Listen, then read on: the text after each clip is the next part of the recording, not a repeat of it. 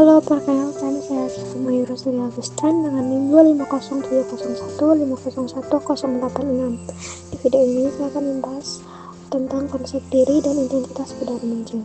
Masa remaja merupakan fase penting dalam mengenal diri dan mencari jati diri. Oleh karena itu, topik ini menarik untuk dipahami lebih lanjut. Selamat menonton.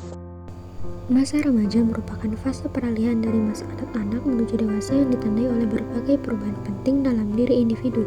Pada tahap ini, remaja mulai mengalami perkembangan biologis seperti pertumbuhan fisik dan pubertas, sekaligus perubahan kognitif yang membuat mereka mulai mampu berpikir secara lebih abstrak, logis, dan kritis. Di sisi lain, perkembangan sosio-emosional juga terlihat dari bagaimana remaja mulai mencari jati diri, membangun hubungan dengan orang lain, serta belajar memahami dan mengelola emosi mereka. Umumnya, masa remaja berlangsung pada rentang usia 10 hingga 22 tahun. Konsep diri pada remaja adalah cara remaja melihat dan memahami dirinya sendiri yang semakin berkembang menjadi lebih kompleks seiring waktu.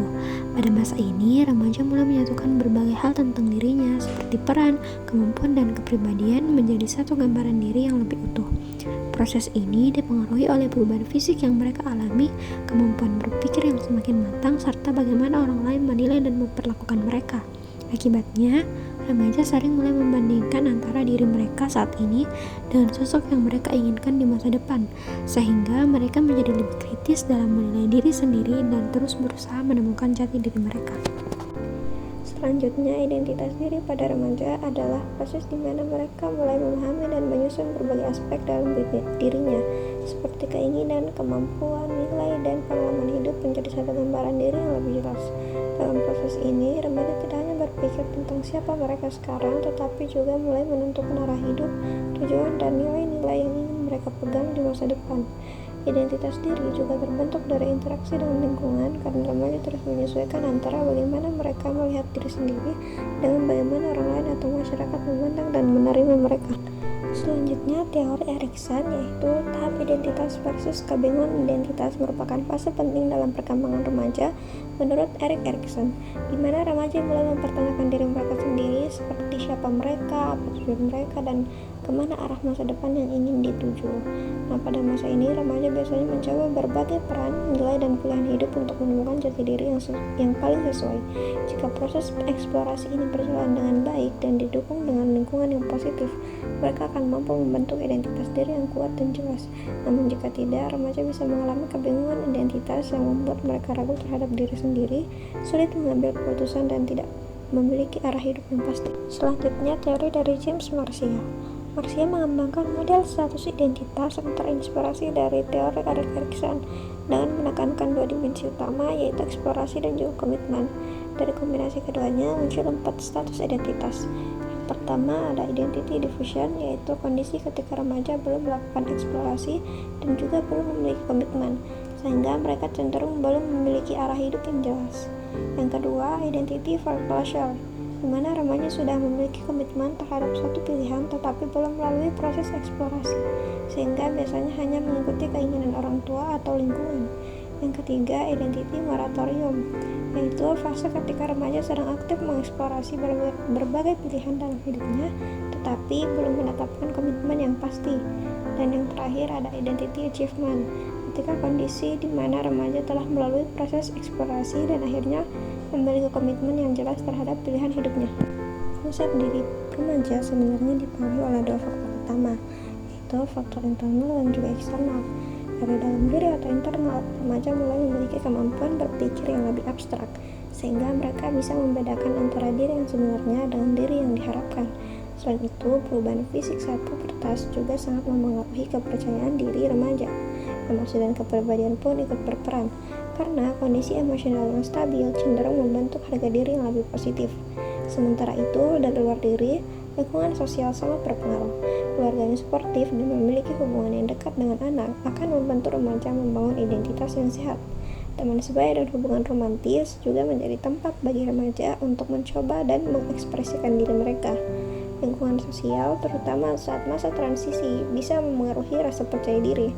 Selain itu, budaya dan latar belakang etnis membentuk cara remaja melihat dirinya. Setelah memahami materi tadi, sekarang saya akan mulai mewawancara 2 remaja. Sebelumnya, apakah kalian bersedia untuk diwawancarai dan apa apakah pembicaraan kita bisa untuk saya rekam? Iya, saya bersedia.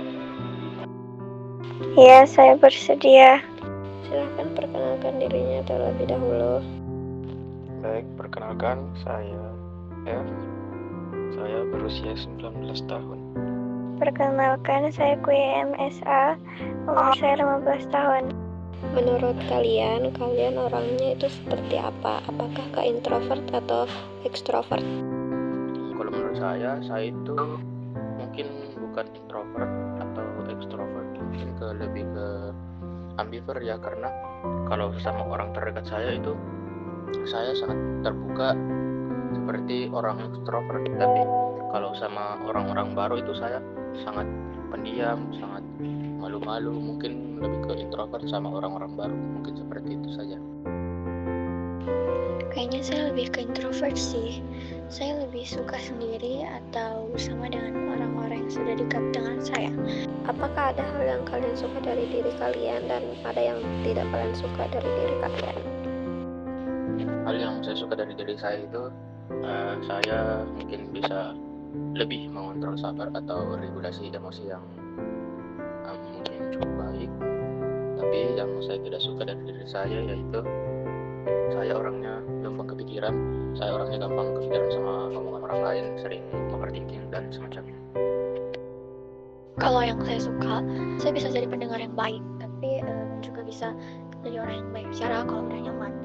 Terus kalau kekurangannya, saya tuh gampang banget bosan. Menurut kalian orang lain melihat kalian itu seperti apa? Kalau menurut orang lain itu saya tidak tahu ya, saya tidak pernah bertanya ke orang lain bilang saya orangnya bagaimana, dan saya tidak tahu jawaban dari pendapat-pendapat mereka. Mungkin mereka melihat saya sebagai orang yang pendiam atau orang yang kurang aktif, tapi sebenarnya tuh saya cuma belum dengar aja karena belum terlalu kenal. Apakah kamu pernah merasa minder atau membandingkan diri kamu dengan orang lain? Saya selalu merasa minder atau membandingkan diri saya dengan orang lain, apalagi dengan masalah prestasi seperti prestasi akademik maupun non-akademik. Saya, wah dia seumuran saya sudah sangat-sangat berprestasi, dan sedangkan saya, nah di situ saya seperti yang saya bilang tadi itu saya sering overthinking mengenai hal-hal tersebut. Pernah sih, apalagi kalau ngeliat orang yang lebih konsisten atau lebih aktif daripada saya. Saya jadi kadang ngerasa kalau saya belum bisa seperti mereka. Dalam mengambil keputusan penting, apakah orang tua kamu berpengaruh dalam keputusan itu? Dalam pengambilan keputusan penting, orang tua berpengaruh, tetapi orang tua saya itu cuma memberi masukan ataupun saran. Misalnya dia memberi saya 3 opsi dan pada akhirnya saya sendiri yang disuruh memilih untuk mengambil keputusan yang mana. Berpengaruh sih, tapi mereka tuh lebih ke support aja. Mereka ngasih kebebasan buat saya untuk memilih selama itu masih baik.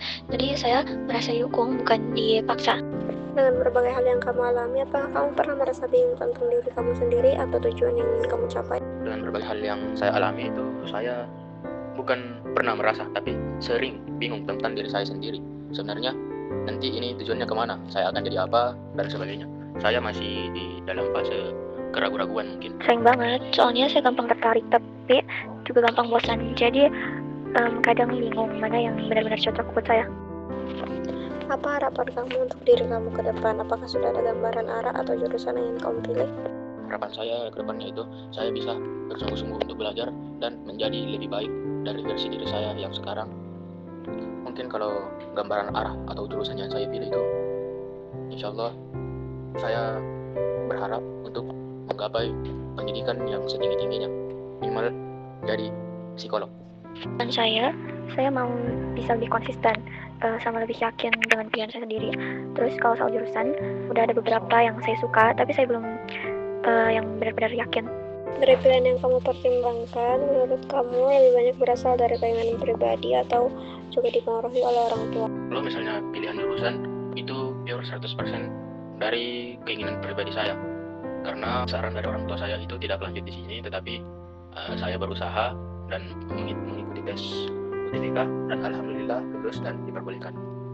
Lebih dari saya sendiri sih, soalnya kayak yang tadi udah saya bilang, orang tua saya tuh kasih kebebasan saya buat memilih, tapi juga kadang saya mendengarkan beberapa pendapat dari mereka biar saya bisa lebih yakin juga.